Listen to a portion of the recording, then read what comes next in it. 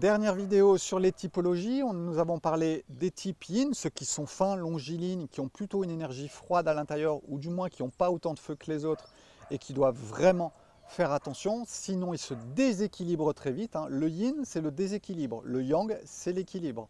La verticalité, c'est le yin. L'horizontalité, c'est le yang. C'est pour ça que quand je vous dis petit et trapu, vous êtes plus dans l'horizontalité. Vous êtes, allez, regardez le Seigneur des Anneaux, les nains, c'est les plus yang.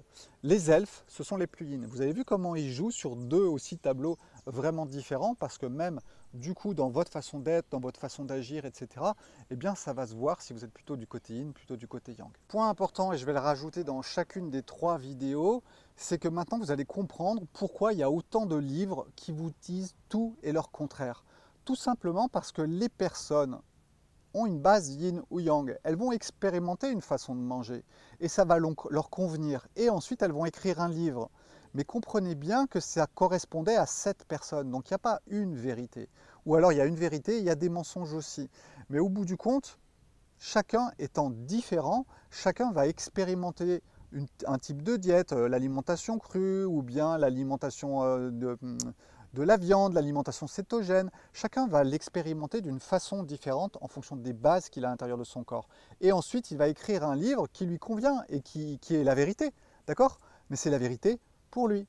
J'ai parlé de ceux qui étaient yang, qui étaient nés avec un très bon capital, qui sont petits, trapus, costauds, qui ont toujours chaud. Eh bien, ceux-là, ils ont eu de la chance au début, sauf qu'ils sont tombés à la mauvaise époque et ils sont tombés dans une société de consommation où le sucre à gogo, le café à gogo, le chocolat à gogo, les épices à gogo, l'alcool à gogo. Donc tout ça, eh bien, vous avez tendance à vous jeter dessus, ceux qui sont yang, parce que tout simplement, vous avez au départ un bon état d'équilibre et vous allez profiter de la vie. Souvent, je dis que ceux qui sont yang, ce sont les jouisseurs, parce que généralement, ils peuvent jouir de la vie, alors que les autres, ils ont plutôt tendance à faire attention. Si vous êtes reconnu dans aucun des deux côtés, eh bien vous avez à l'intérieur de vous un point d'équilibre qui est ni trop yin, ni trop yang, c'est plutôt bien équilibré. Vous pouvez prendre et manger certaines choses, en abuser un petit peu, mais vous savez qu'il y a un petit peu de limite. Et puis vous n'avez pas tout le temps froid non plus, et ça va, ça vient. Mais on va dire que vous êtes beaucoup plus stable que ceux qui sont vraiment très fins, mais vous n'avez pas autant d'énergie que ceux qui sont très yang, qui n'ont pas autant de feu.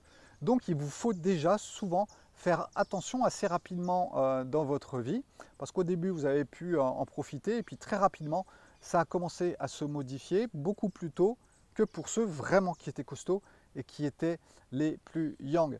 Pour ceux qui ne me suivent pas, passez sur mon site internet, allez lire l'e-book ou le livre Yin Yang, les bases, et vous aurez beaucoup plus d'informations sur les aliments, sur la typologie, sur l'action-réaction et sur beaucoup d'autres choses. Donc ceux qui sont sur le point d'équilibre, eh bien, il vous faut revenir le plus rapidement sur des points d'équilibre aussi. Ceux qui étaient de type yang, vaut mieux qu'ils mangent un peu plus frais et puis un petit peu plus de légumes. Ceux qui sont de type yin, vaut mieux qu'ils mangent un petit peu chaud, plus chaud, et puis un petit peu plus de céréales, voire un petit peu de viande ou de poisson. Et puis ceux qui sont entre les deux, restez au milieu, mangez des céréales, mangez des légumes, mangez des fruits, mangez des animaux si vous en avez envie et si c'est votre goût, mangez un petit peu de poisson si vous en avez envie aussi.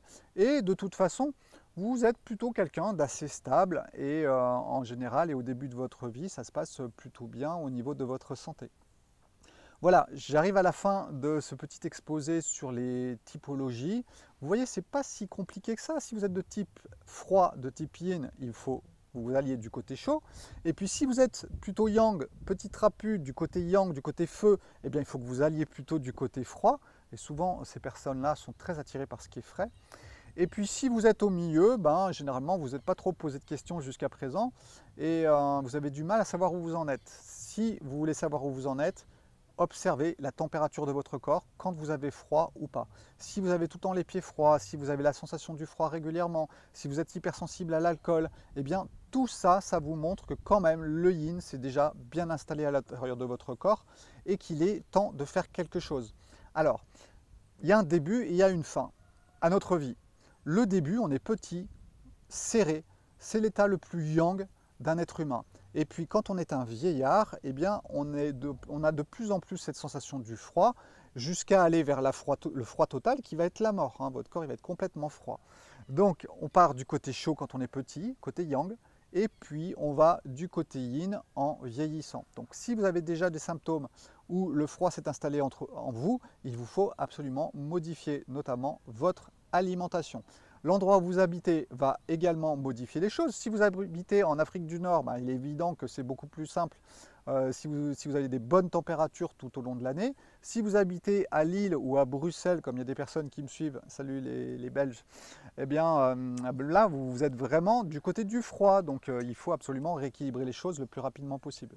Allez, pour ceux qui veulent un petit coup de main, d'accord, moi j'aime pas faire 50 000 consultations, j'en fais une, j'en fais deux, mais pas plus, parce que je vous donne tout ce qui vous est nécessaire pour trouver de l'autonomie et de la liberté. Quand je vous parle du yin et du yang, toutes les maladies, tout ce que vous ressentez, même la psychologie, c'est relié au yin et au yang et à des déséquilibres du yin ou du yang. Donc moi, je vous aide un petit peu avec des consultations depuis 20 ans. Ça fait 20 ans que je suis naturopathe et que je donne des consultations. Donc je vous donne un petit coup de main pour sortir la tête de l'eau et trouver les bonnes informations qui vous permettront de tout comprendre. Parce que quand je vous expliquerai que la vitamine C, c'est un grand yin qui stimule le feu du corps, eh bien vous comprendrez comment elle fonctionne. Elle vient faire monter en température votre corps, qui fonctionne beaucoup mieux en termes d'immunologie quand il a une température plus élevée. C'est pour ça qu'on fait des fièvres. Et du coup, la vitamine C, ça vous soigne. Sauf que c'est très yin. Donc si vous êtes déjà yin, est-ce que c'est la meilleure solution? Allez, c'est la question pour aujourd'hui.